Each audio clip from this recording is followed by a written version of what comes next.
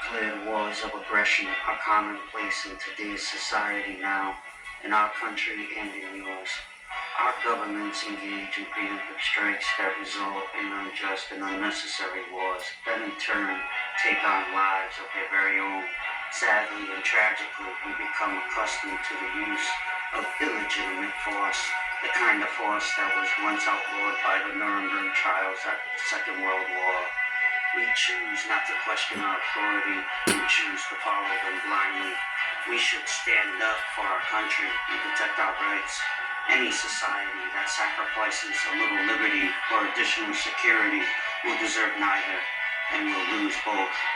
What if it becomes dangerous to have conversations? What if your neighbors refuse to help you when something goes wrong? What if to protect your country you must abolish or alter your own government? Is it better to die on your feet or to live a life on your knees? What if the time to fight for your country is now? I'm Frank Kirk. This is the Frankincense Experience. Political commentary. Share what you know. The time is now. Join the experience.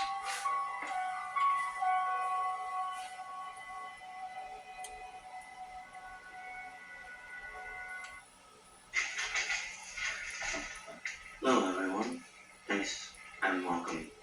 Welcome back. Today's guest is Mr. Alastair Crooke. How are you today, sir? And what do you think about what's going on right now in the Middle East? 3 weeks of course they will be able to control the Hormuz for the next 3 weeks or maybe longer. The damage will have already been done by then. In our supply lines, in Western supply lines, in Western commodities, many things won't be able to be produced without helium.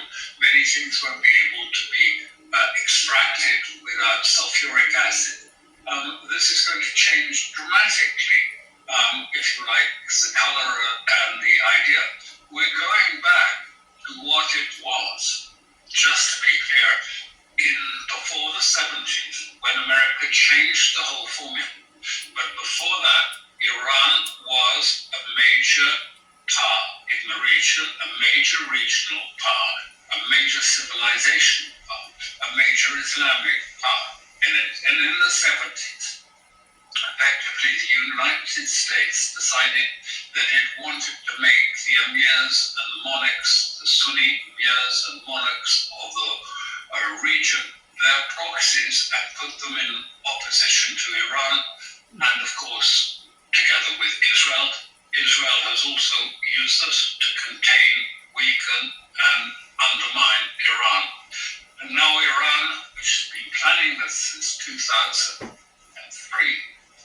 is unfolding their plan for a return of Persia to prominence in the region after all these years, since the revolution and since Dick Cheney if you like, it was Dick Cheney in 2006 after the war in Lebanon, and he was complaining bitterly that Cheney said, well, look, what's happened?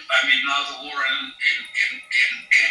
Lebanon, this was the war between Israel and Hezbollah in Lebanon. They seem to have won it. And we thought Iraq war was going to weaken Iran. And we thought this was going to weaken Iran. And he had with him in this meeting Prince Bandar, who was then the head of Saudi intelligence. And Bandar said, listen, we can sort this out. The king says, and the king knows, he says, the weakest point for Iran is Syria. We can cut Syria. And then, apart from actually a collapse in Iran, cutting off Syria and its lifeline to Hezbollah is the next best thing we can do. And Cheney initially said, oh no, that's, how would you do this? It's too difficult. And Bandar said, Islamists will do it with Islamists. We can do that. And don't worry, you don't have to be involved. And that was an attempt to try and create, if you like, a Sunni primacy across the whole region in antagonism and in hostility to Iran, the former power that had been very much an influence in the region until that point. And so now we are seeing the move to shift it back to what it was. Iran emerging as a dominant power, and if you like, the states, the monarchs, the emirs of the region, of the GCC, taking a subordinate place in the new paradigm.